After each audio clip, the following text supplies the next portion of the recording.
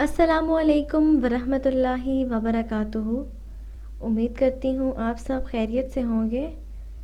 آپ دیکھ رہے ہیں آپ کا اپنا چینل روحانی وظیفے اینڈ ہیلتھ۔ ناظرین، حضرت عبداللہ بن رباح رضی اللہ تعالیٰ عنہ فرماتے ہیں کہ رمضان کے مہینے میں چند وفود حضرت معاویہ رضی اللہ عنہ کی خدمت میں آئے۔ چند وفود جو ہے وہ حضرت معاویہ کی خدمت میں حاضر ہوئے۔ ان وفود میں بھی تھا اور ابو ہریرہ رضی اللہ تعالیٰ عنہ بھی تھے۔ ہم لوگ ایک دوسرے کے لیے کھانا تیار کیا کرتے تھے اور ابو ہریرہ نے ہماری بہت دعوتیں کی۔ ہاشم راوی کہتے ہیں کہ حضرت ابو ہریرہ نے ہمیں اپنی قیام گاہ میں بہت زیادہ بلایا۔ ایک دفعہ میں نے اپنے دل میں کہا، کیا میں کھانا تیار کر کے ان سب کو اپنی قیام گاہ کی دعوت نہ دوں؟ چنانچہ میں نے کھانا تیار کروایا۔ عشاء میں حضرت ابو ہریرہ سے میری ملاقات ہوئی تو میں نے ان سے کہا، آج رات کھانے کی دعوت میرے ہاں ہے۔ انہوں نے کہا، آج تم مجھ پر سبقت لے گئے۔ میں نے کہا، جی ہاں۔ میں نے سب کو اپنے ہاں بلایا اور سب میرے ہاں آئے تو حضرت ابو ہریرہ نے فرمایا، اے جماعت انصار، کیا میں تمہیں تمہارا ہی قصہ نہ بتاؤں؟ پھر انہوں نے فتح مکہ کا قصہ ذکر کرتے ہوئے کہا، حضور صلی اللہ علیہ وآلہ وسلم تشریف لائے اور آپ مکہ میں فاتحانہ داخل ہوئے۔ حضور صلی اللہ علیہ وآلہ وسلم نے لشکر کے ایک حصہ پر حضرت زبیر رضی اللہ تعالیٰ عنہ کو اور دوسرے حصہ پر حضرت خالد رحمۃ اللہ کو امیر بنا کر بھیجا اور غیر مسلح مسلمانوں پر حضرت عبیدہ رضی اللہ تعالیٰ عنہ کو مقرر فرمایا۔ یہ حضرت وادی کے بیچ والے حصے سے گئے اور حضور صلی اللہ علیہ وآلہ وسلم اپنے لشکر میں تھے۔ قریش نے مختلف قبائل کے آدمی اکٹھے کر رکھے تھے اور انہوں نے کہا، ہم ان کو آگے رکھیں گے اور ان کو کچھ غلبہ مل گیا تو ہم ان کے ساتھ ہوں گے، اور اگر وہ شکست کھا گئے تو حضور صلی اللہ علیہ وآلہ وسلم ہم سے جو مطالبہ فرمائیں گے اسے پورا کر دیں گے۔ حضور صلی اللہ علیہ وآلہ وسلم نے نظر اٹھائی اور میں آپ کو نظر آیا۔ آپ نے فرمایا، اے ابو ہریرہ۔ میں نے کہا، لبیک یا رسول اللہ۔ آپ نے فرمایا، جاؤ میرے لیے انصار کو بلاؤ، لیکن ان کے ساتھ کوئی اور غیر انصاری نہ ہو۔ میں نے سب کو بلایا، وہ سب آگے حضور صلی اللہ علیہ وآلہ وسلم کے ارد گرد جمع ہو گئے۔ حضور صلی اللہ علیہ وآلہ وسلم نے فرمایا، کیا تم قریش کے مختلف قبیلوں کے رلے ملے اور ان کے تابعدار لوگ دیکھ رہے ہو؟ پھر آپ نے کہا، ایک ہاتھ دوسرے ہاتھ پر مار کر کہا، ان سب کو اچھی طرح سے کھیتی کی طرح کاٹ ڈالو اور صفا پہاڑوں پر مجھ سے ملو۔ حضرت ابو ہریرہ فرماتے ہیں کہ ہم چلے اور قریش کے ان مختلف قبائل کے لوگوں کا یہ حال تھا کہ ہم میں سے ہر ایک آدمی ان لوگوں میں سے جتنے چاہے ان کو قتل کر لے، ان میں سے کوئی بھی ہماری طرف ہم کوئی ہتھیار نہیں اٹھا سکتا تھا۔ حضرت ابو سفیان نے کہا، یا رسول اللہ، آج تو قریش کی جماعت فنا ہو جائے گی، آج کے بعد قریش باقی نہیں رہیں گے۔ آپ نے فرمایا، وہ اپنا دروازہ بند کر لے گا، اسے امن ہے، اور جو ابو سفیان کے گھر میں داخل ہوگا اسے امن ہے۔ چنانچہ لوگوں نے اپنے دروازے بند کر لیے۔ مکہ فتح ہونے کے بعد حضرت محمد صلی اللہ علیہ وآلہ وسلم حجرہ اسود کے پاس تشریف لے گئے اور اس کا جو ہے استلام فرمایا، پھر بیت اللہ کا طواف کیا۔ آپ نے ہاتھ میں ایک کمان تھی جسے آپ نے کنارے سے پکڑ رکھا تھا۔ طواف کرتے ہوئے آپ کا گزر ایک بت کے پاس سے ہوا جو بیت اللہ کے پہلو میں رکھا ہوا تھا، جس کی کفار مکہ عبادت کیا کرتے تھے۔ آپ کی اس آنکھ میں کمان مارتے جاتے اور فرماتے جاتے، حق آ گیا اور باطل مٹ گیا، باطل ہی ہے مٹنے والی چیز۔ پھر آپ صفا پہاڑی پر تشریف لائے اور اس جگہ تک چڑھے جہاں سے بیت اللہ نظر آنے لگا۔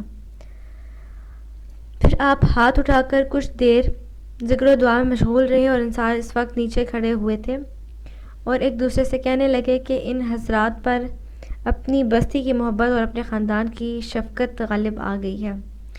تبھی ان اہل مکہ کی ہزار عذرا رسانیوں کے باوجود انہیں قتل نہیں کیا۔ شاید اب مدینہ چھوڑ کر یہ مکہ آ کر رہنے لگ جائیں۔ اتنے میں آپ پر وحی اترنے لگی اور آپ پر وحی کا اترنا ہم سے پوشیدہ نہیں رہا کرتا تھا، اور جب وحی اترنے لگی تھی تو ختم ہونے تک ہم میں سے کوئی آپ کی طرف نگاہ اٹھا کر نہیں دیکھ سکتا تھا۔ جب وحی کا اترنا ختم ہو گیا تو آپ نے اپنا سر مبارک اٹھایا اور فرمایا، اے جماعت انصار، کیا تم نے یہ کہا کہ ان حضرت پر اپنی بستی کی محبت اور اپنے خاندان کی شفقت غالب آ گئی ہے؟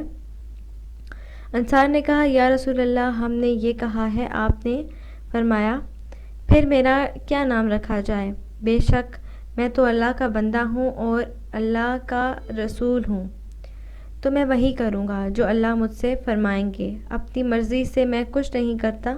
میں نے اللہ کی نسبت پر تمہاری طرف ہجرت کی اور اب زندگی تمہارے ساتھ گزاروں گا، اب تمہارے ہاں ہی مروں گا۔ چنانچہ ایسا ہی ہوا۔ اس پر انصار خوشی سے روتے ہوئے آپ کی طرف لپکے اور کہنے لگے، اللہ کی قسم، ہم نے یہ بات صرف اس لیے کہی تھی تاکہ اللہ اور اس کے رسول ہمارے ہی رہیں، ہمیں چھوڑ کر کہیں نہ چلے جائیں۔ ہم نے یہ بات محض اللہ اور رسول کی انتہائی محبت کی وجہ سے کی تھی۔ رسول اللہ صلی اللہ علیہ وآلہ وسلم نے فرمایا، اللہ اور اس کا رسول تمہیں سچا سمجھتے ہیں اور تم لوگوں کا اثر قبول کرتے ہیں۔ ناظرین، حضرت انس رضی اللہ تعالیٰ عنہ فرماتے ہیں کہ جنگ حنین کے دن حوازن اور افنان وغیرہ قبائل کفار اپنے جانور اور بچوں کو بھی ساتھ لے کر آ گئے تھے۔ یہ اس زمانے کا دستور تھا کہ جو لوگ میدان جنگ میں جمع رہنے اور نہ بھاگنے کا پختہ عزم لے کر کے آتے اور اپنا سب کچھ ساتھ لے کر میدان جنگ میں آتے کہ مر جائیں لیکن واپس نہیں جائیں گے۔ اور حضور صلی اللہ علیہ وسلم کے ساتھ 10,000 مسلمان بھی تھے اور مکہ کے وہ لوگ بھی تھے جن کو آپ نے عام معافی دے دی تھی، اور باوجود ان پر قابو پا لینے کے انہیں قتل نہیں کیا گیا تھا، جنہیں طلقہ یعنی آزاد کردہ لوگ کہا جاتا تھا۔ جب ان پر قابو پا لینے نے انہیں قتل نہیں کیا تو طلقہ انہیں یعنی آزاد وہ لوگ کہا جاتا تھا۔ جب لڑائی شروع ہوئی تو یہ سب میدان جنگ چھوڑ کر بھاگ گئے اور حضور صلی اللہ علیہ وسلم اکیلے رہ گئے۔ دشمن کی طرف بڑھتے ہوئے جہاں آپ تھے وہاں اس وقت آپ اکیلے رہ گئے۔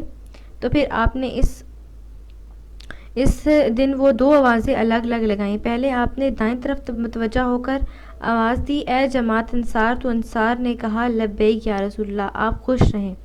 تو آپ نے ساتھ ہی پھر بائیں طرف متوجہ ہو کر آپ نے آواز دی، اے جماعت انصار، تو انصار نے کہا، لبیک یا رسول اللہ، آپ خوش رہیں، ہم آپ کے ساتھ ہیں۔ آپ دائیں طرف متوجہ ہو کر آپ نے آواز دی، اے جماعت انصار، تو انصار نے کہا، لبیک یا رسول اللہ، آپ خوش رہیں، ہم آپ کے ساتھ ہیں۔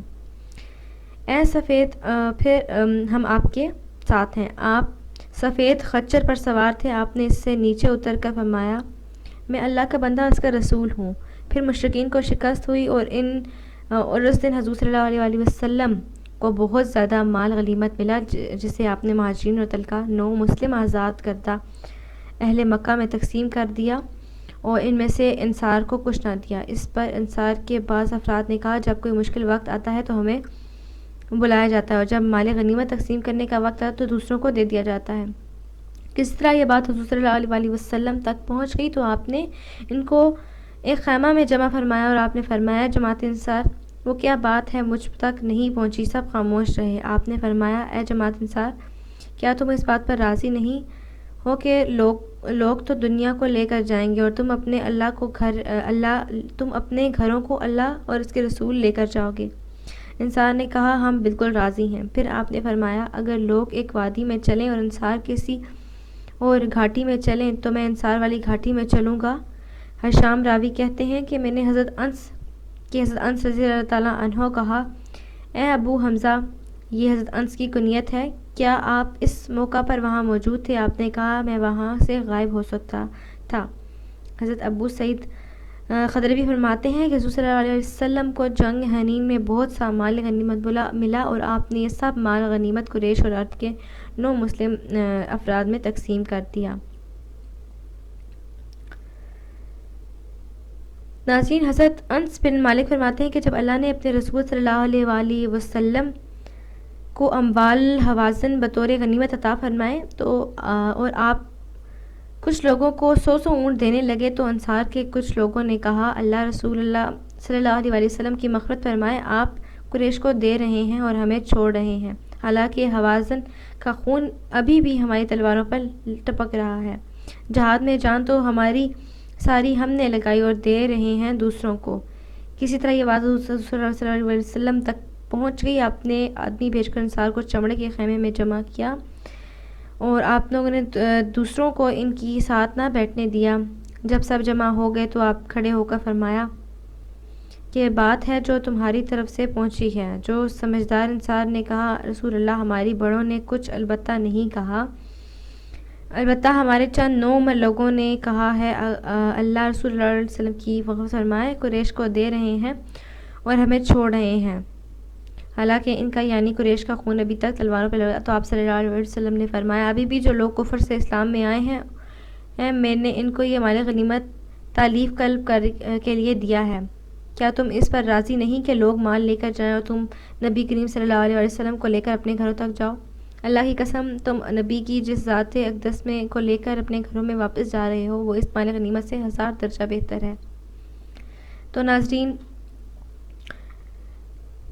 ناظرین یہ کچھ واقعات ہیں جو حضرات انصار کا دنیاوی لذتوں اور فانی سامان سے صبر کرنے کی اور اللہ تعالیٰ کے رسول صلی اللہ علیہ وسلم سے راضی ہونے کے ہیں۔ تو امید کرتی ہوں آپ کو ہماری آج کی ویڈیو بھی پسند آئی ہوگی۔ مزید اسی طرح کی ویڈیوز دیکھنے کے لیے ہمارا چینل روحانی وظیفے اینڈ ہیلتھ کو سبسکرائب کر دیں اور بیل آئیکن پر ضرور پریس کیجیے گا تاکہ نئی آنے والی بھی تمام ویڈیوز آپ لوگوں تک پہنچتی رہیں۔ ابھی تک کے لیے اتنا ہی، اگلی ویڈیو تک کے لیے اجازت چاہتی ہوں۔ اپنا بہت سارا خیال رکھیے گا۔ اللہ حافظ۔